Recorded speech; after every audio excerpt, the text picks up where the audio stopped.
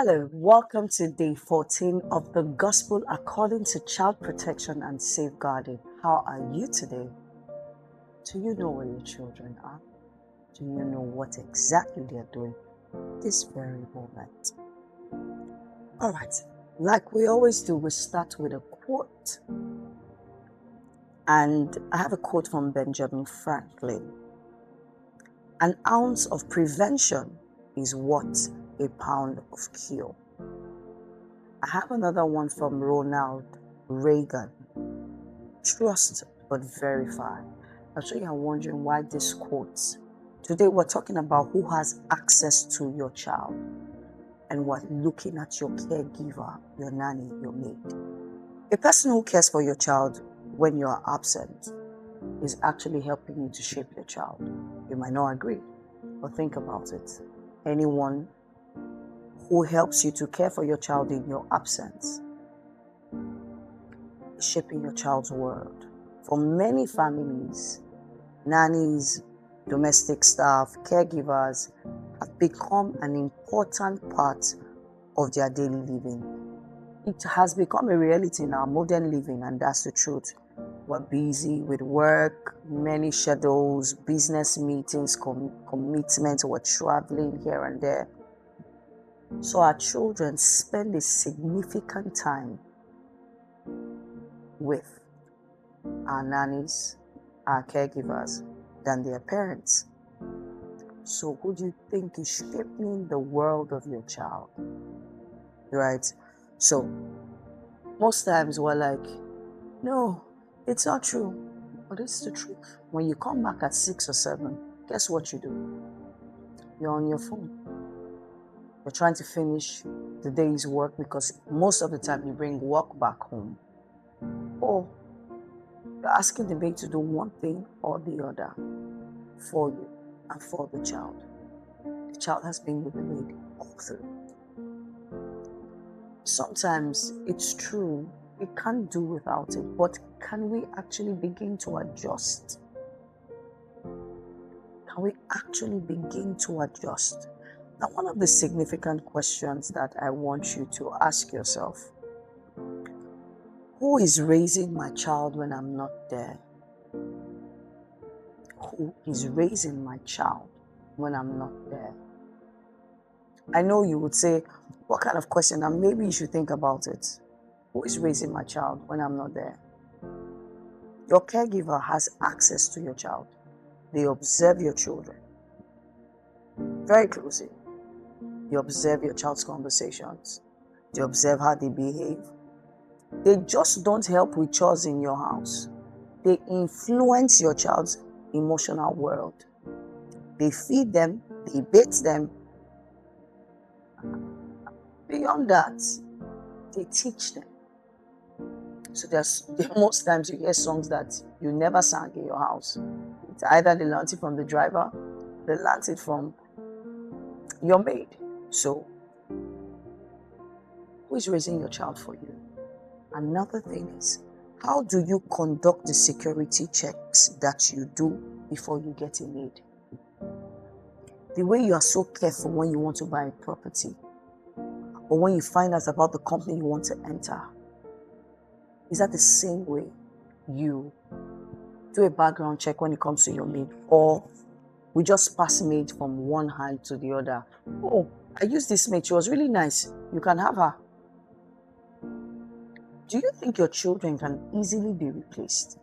And the one that really baffles me sometimes is you have a maid who is not educated, but you expect this maid to know everything. It's not like you say, let's take the next 2 months and onboard this maid. Let this maid be on probation the same way you do it in your company, and say, okay, the next 2 months, watch me. This is how I bath the children. This is how things are done in the kitchen. This is how we do things here. This is the constitution of our family. What are your values? Who are you? What do you want to become? We don't ask those questions. You'll be telling a maid who sleeps on the floor that, as I go to work, please bring out the Egyptian curtain and sprinkle. Do they understand what Egyptian cotton? What does that mean? She didn't lay the bed well. Did you teach her how to lay a bed? Can she not boil rice? Did she tell you that she has boiled rice before? She should know. How are you sure that she should know? Are you even sure she's really a maid, or she's doing this job because she wants money? Do you even train your maid? But these are the people that have access to your children, your precious child. The other one, you don't even know where they stay. I'm not telling you to travel to Ikom or Kaduna or Edo State. No. Get to know the people who have access to your children. When they are batting your child, you are not there. But then again, if we say that the people who look after our children when we're not there spend more time with them, how do you begin to correct that? In the mornings before you go to work, in your busy schedule, back your children, if they're still within the age for that to be done. It builds some sort of connection, and the maid knows that this is Madam's job, this is Oga's job. When they come back, you don't have to cook the food. Give the child the food. Sit with the child. Let's stop complaining about the maids that we get, yet we have given them access to do whatever it is that they like. We're so heavily dependent on our maids that we don't know that they are co-parenting with us. Yet you complain. Beyond your maid being very competent, your caregiver must have character. They must. Are they patient? Are they emotionally stable? Because some of them, they are not. They're not okay. But that's the person that's taking care of your child. And some of you, in the bid to want to make them feel comfortable, especially those who have female nannies, I've seen it. The nanny dresses like what I don't know. That's the person that is taking care of your child. Are your nannies teachable? How do they speak? What do they believe in? They might be excellent at their work. Are they safe around your children? Is your child safe around your maid?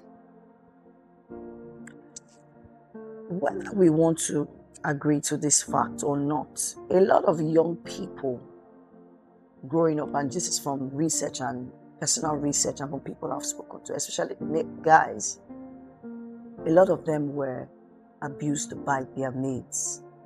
A lot of them. And their parents, till today, don't even know about it. And it's not something that they want to speak about. Now, that's the same maid that has access to your child. This is not to put fear in you. This is to make you become more conscious and a little more intentional about the people you are giving front row and access to your children. Child protection is a decision, because it is one of the greatest responsibility of a parent. A caregiver is not here to maintain your home for you. They're just here to help you. They are helping you, but you must provide a safe environment within the home for your child to thrive. You must. When we depend so much on our caregivers, we lose our place in our homes. We do.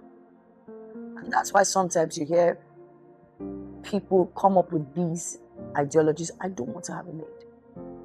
Maybe because of what they saw when they were growing up. I've had people who their fathers married their maids and their mothers were there. And that's because the maid was given something that the mother wasn't. I'm not saying it's a good thing. I'm saying that these things happen, right? Unconsciously, you are delegating your parenting to your maid. Why is this not done? Why haven't you done this? How are they supposed to know? Just try. Don't give the drivers the access to your children, like they are related to you. How is it that you send your driver to go and pick your children from school and there's no adult with the driver? I know you have worked with the driver for 20 years. I'm aware. I know he's like your family. But you're aware that this same driver can kidnap your child.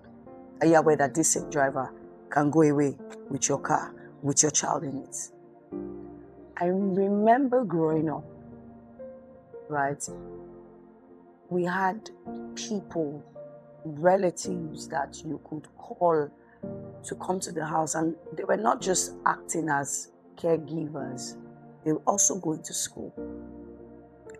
We grew up in a time where you had aunties and uncles living in the house with you, and everybody had the responsibility. Everybody's job was cut out for them. I know nowadays we don't have that, but isn't it better than to just get someone you know nothing about? A lot of things have happened because of this. What I'm trying to say here is this. I'm not telling you not to have a maid or a caregiver. I am saying, how far do you go to do security checks on these people you employ? Do they understand your family values and constitution? Do they treat your children with dignity? Do they respect boundaries? Do they understand it?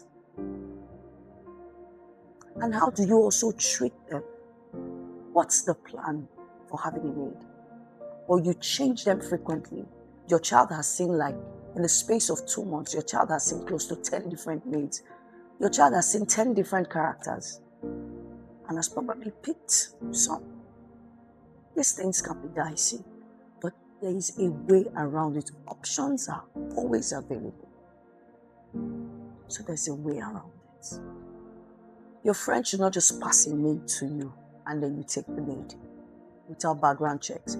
I know my friend's elder sister, before she gets a maid, back then, we used to laugh at her, but in hindsight, she'll take the maid to the hospital, they'll do a check. She'll take the maid for deliverance for 1 week. This one that she does, I saw this growing up. She sends the maid to her sister to observe the character of the girl. Before the girl is brought back to her house, and she says, if my sister can handle it, then the maid can come home. This is what we do when you're in the office now, when you do probation. You're still watching the staff. So why don't you do the same thing? And then we demand so much from them, expecting that they went to Harvard to study how to take care of a home. No. You show them what you want them to do. But minimize the access that you give to them. Minimize it. I'll leave you with this charge. Do not choose a caregiver based solely on availability, affordability, recommendation, or familiarity. Choose based on character, accountability, alignment with your family values.